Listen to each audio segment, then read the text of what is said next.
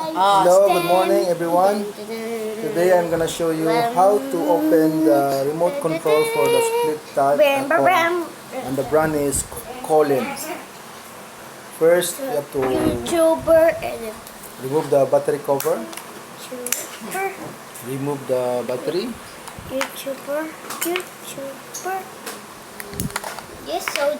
Next, using the knife, remove the cover slowly.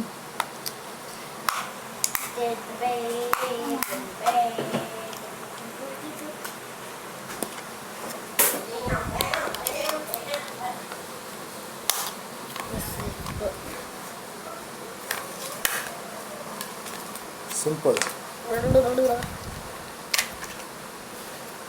Done.